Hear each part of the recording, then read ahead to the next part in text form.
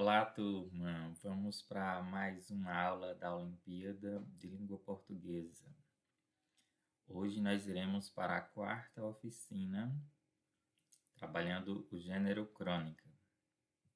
Então, na quarta oficina, o tema é Histórias do Cotidiano. Vocês irão ler e explorar as histórias do cotidiano que podem originar uma crônica. Também irão selecionar uma história do cotidiano que vocês vivenciaram no último ano para escrever uma crônica, uma versão de uma crônica. Começando, na aula de hoje nós vamos explorar também as figuras de linguagem. Mas para que servem as figuras de linguagem que vocês estudam no oitavo para o nono ano? As figuras de linguagem, elas realçam uma ideia, elas vão destacar uma ideia que a gente quer transmitir. Os instrumentos básicos do cronista são o olhar e a linguagem. Por isso que as figuras de linguagem são tão importantes. Com o olhar, vocês irão reconhecer o acontecimento que vocês querem utilizar para produzir a crônica. O momento que merece ser preservado, o qual outros nem notam, mas vocês irão notar com aquele olhar bem aguçado. Com a linguagem, vocês irão retratar o que? A situação.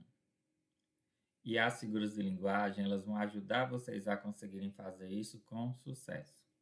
Então, os elementos principais para você iniciar sua crônica é o seu olhar para selecionar um acontecimento. E depois, a linguagem que você vai utilizar. Quais os artifícios da linguagem que você vai utilizar para produzir a sua crônica. Resumidamente, eu vou explicar agora as principais figuras de linguagem. Nós temos a comparação, que é uma expressão de termo comparativo. Quase sempre vai ter a conjunção como ou outra equivalente. O exemplo: faço versos como quem chora, de desalento, de desencanto. Manuel Bandeira. Então, faço versos como quem chora. Então, tem uma comparação de fazer versos ao ato de chorar. Tem expressão aqui comparativa. Temos também a metáfora, que ela é bem parecida com a comparação. Só que ela é uma comparação mental ou abreviada. Vai prevalecer a relação de semelhança e não tem a conjunção como ou outra expressão ou palavra equivalente. Na sua mente povoa só maldade. Meu coração é um balde despejado. Então aqui vocês percebem que meu coração é um balde despejado. Está tendo aqui uma afirmação. É uma comparação mental abreviada, não tem nenhuma palavra aqui indicando que existe essa comparação. Não tenho como. Meu coração é um balde despejado. Então, nós temos aqui uma metáfora. Temos também a catacrese. E que figura de linguagem é essa? Ela é uma metáfora que caiu no uso popular. Ela é corriqueira, ela é do dia a dia, ela é muito comum no cotidiano. Por exemplo, as pernas da mesa estão bambas. Quero morar no coração da cidade. Então, ela se aparenta com a metáfora, mas ela é algo que já virou uma expressão popular, assim como nós temos os ditados populares, né? Próxima figura de linguagem, hipérbole. A hipérbole é muito usada, a gente utiliza muito no dia a dia, que é uma afirmação exagerada. Por exemplo, falei 1000 vezes para você. Morri de estudar para o vestibular. Então, a gente sempre está utilizando hipérboles, né? Por exemplo, estou morrendo de fome. Então, quando a gente usa uma afirmação exagerada, temos ali uma hipérbole. Na verdade, aqui não foi falado 1000 vezes, é uma força de expressão, é uma figura de linguagem. Morri de estudar? Não, morreu de estudar. O morri está sendo usado aqui para reforçar que estudou bastante. Outra figura de linguagem é a sinestesia, que é uma interpretação de planos sensoriais, que há uma mistura de sensações de sentidos diferentes, como ocorre também na metáfora. Ela vai relacionar elementos de universos diferentes. Então, aqui nós vamos usar os órgãos do sentido, os nossos sentidos. Sentir um cheiro doce no ar. Na verdade, nós temos aqui uma sensação. Sentir um cheiro doce no ar. Nós estamos usando o quê? Os nossos sentidos, não é isso? E fazendo também uma comparação, como na metáfora. Sentir um cheiro doce no ar. Antítese. A antítese ela tem uma contraposição de uma palavra ou frase à outra que tem o sentido oposto. Então, há uma oposição, há uma contrariedade. Toda guerra finaliza por onde devia ser começado, que é o que? A paz. Então, o contrário de guerra é paz. Vivo só na multidão. Então, a antítese tem expressões ou palavras com sentidos contrários, opostos. Metonímia. A metonímia é uma designação de um pormenor pelo conjunto de que se quer falar. Você substitui uma coisa por outra. Por exemplo, você pode trocar o autor pela obra. Ler Clarice Lispector. Está ocorrendo uma metonímia aqui. Na verdade, a gente lê o que? As obras, os livros de Clarice Lispector. Não ela. Então, aqui ocorreu a troca do autor, ao invés de usar obra. Outro exemplo. Comer o pão que o diabo amassou. Essa expressão. A gente está aqui substituindo o quê? O pão, ao invés de usar alimento, que não vai ser um pão, né? Isso pode ser outro alimento. Que o diabo amassou, estamos trocando por sofrimento. Então, há sempre uma troca de um termo por outro na metonímia. Algo bem do nosso cotidiano. Tomei uma Coca-Cola. Na verdade, nós tomamos o quê? O refrigerante. Então, ocorreu a troca aí do produto pela marca. Então, tem vários tipos de metonímias. Outra figura de linguagem é a personificação, que também podemos chamar de prosopopeia. É uma atribuição de ações, de qualidades ou sentimentos a seres que são inanimados, que não têm vida.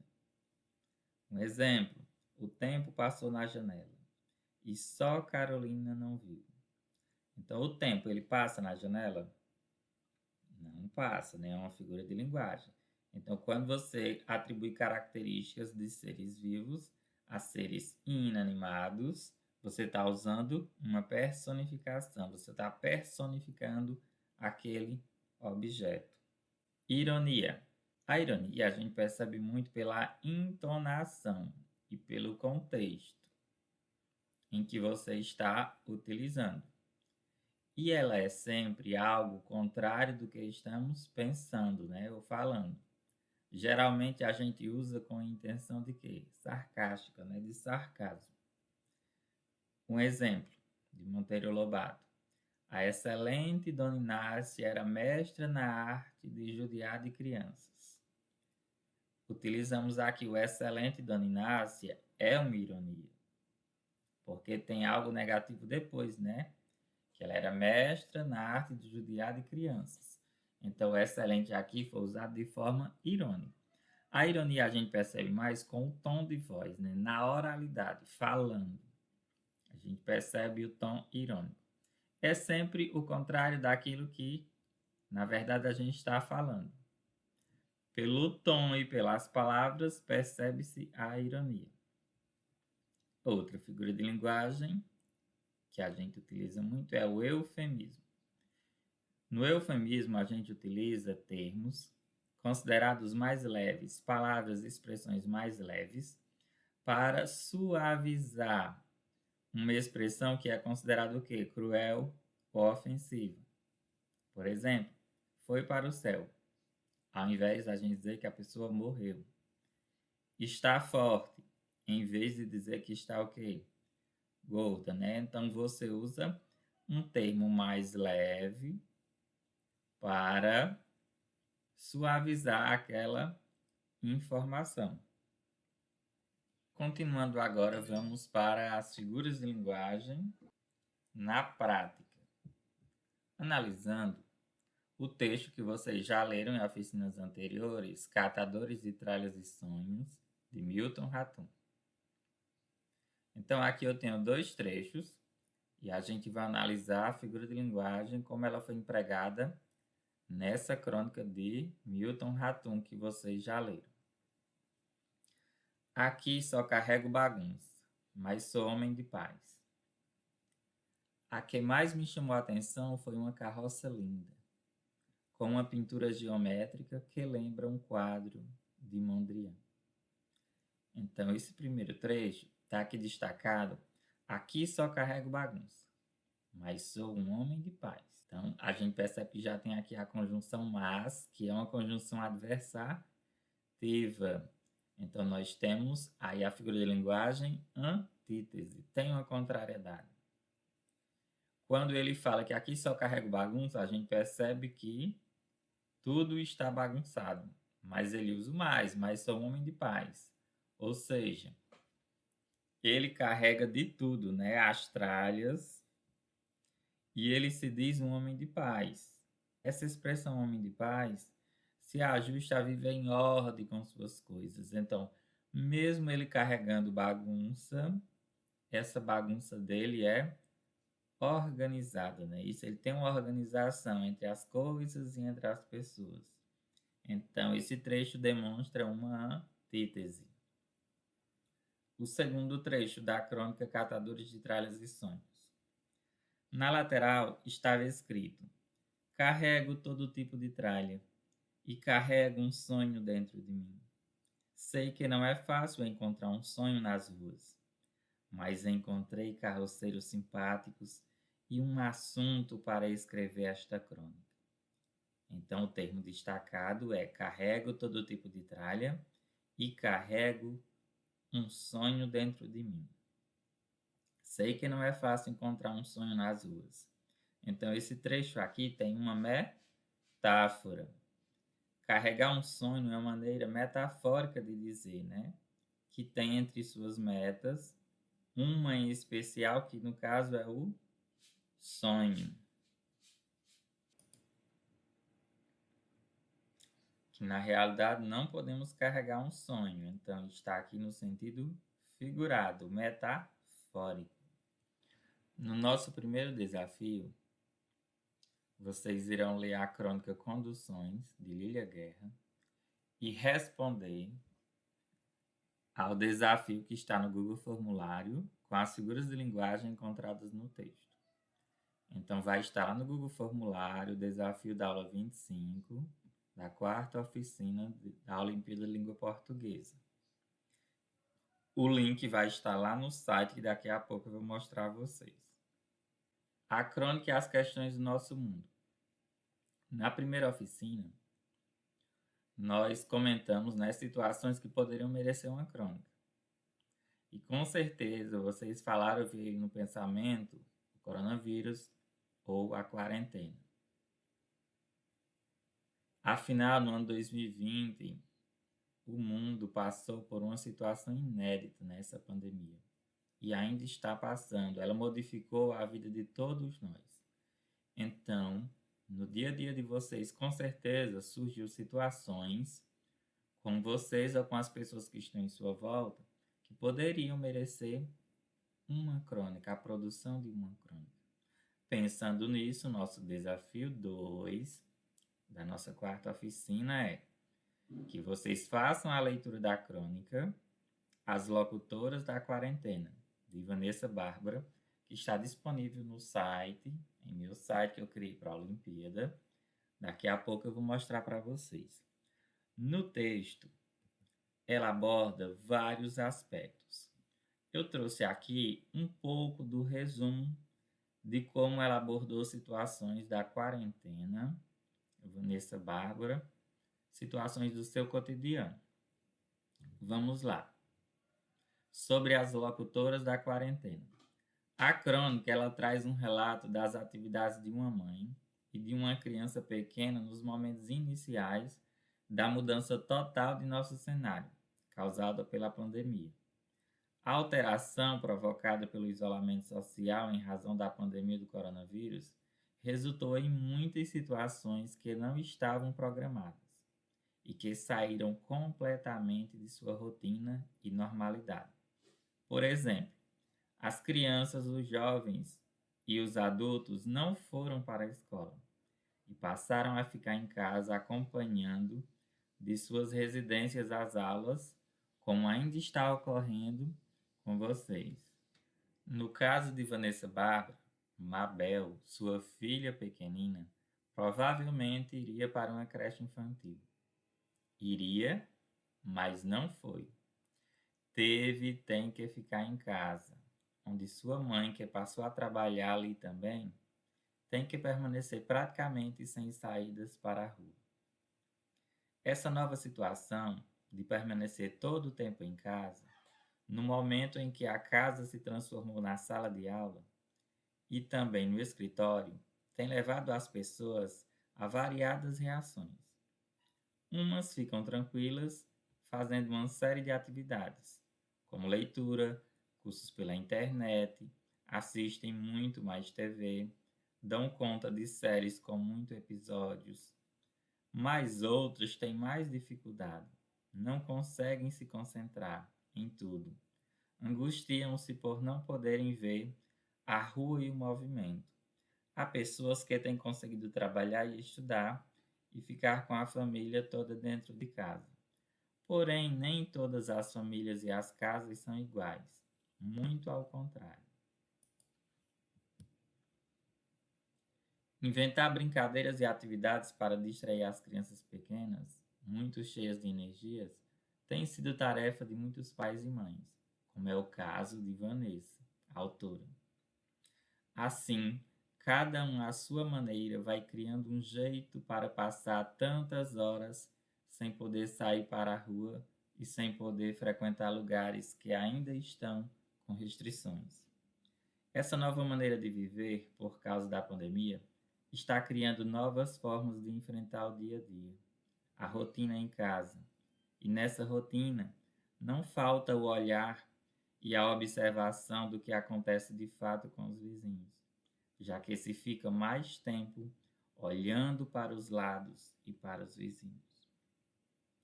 A realidade também aparece nessa vizinhança de Bárbara, quando cita o hospital que está muito perto de sua casa, onde a movimentação tem sido intensa por conta dos doentes. As coisas, as ações que os vizinhos andam fazendo fora do comum ou fora da rotina também estão no texto. Gente que já estava com luzinhas de Natal em pleno primeiro semestre do ano, ou pessoas que passaram a cozinhar em casa, sem nunca ter fritado um ovo na vida. Essa capacidade da crônica em trazer para o leitor o que está acontecendo dentro de cada cantinho de nossa casa, em tempo real, é uma das marcas desse texto. Então, o texto dela, As Locutoras da Quarentena, aborda situações do cotidiano em tempos de pandemia, que ela enfrentou no seu dia a dia. Vocês também vão observar situações do cotidiano para poder cumprir o desafio 3 da quarta oficina da Olimpíada, que é uma produção textual. Você conhece certamente alguém que viveu uma situação difícil ou inesperada durante a pandemia, não é isso? Então, pode imaginar uma situação assim? Você vai imaginar essa situação difícil e inesperada que ocorreu com alguém, ou pode ser com você também, e você vai escrever uma nova crônica sobre um acontecimento interessante vivenciado durante o isolamento social. Para tanto, vocês devem revisar os elementos importantes que já foram estudados nas oficinas anteriores, que está tudo lá no site, a ordem da oficina 1 a 3, e lá no finalzinho tem a 4. Se atente às características do gênero. Então, revise as características do gênero para poder produzir. Lembrando que, como toda narrativa, a crônica apresenta os elementos esperados, que são o acontecimento a ser narrado, que você vai escolher, o narrador, se vai ser narrador, observador ou personagem, quais são as personagens da história, o desenrolar da narração, que é o enredo, não é isso?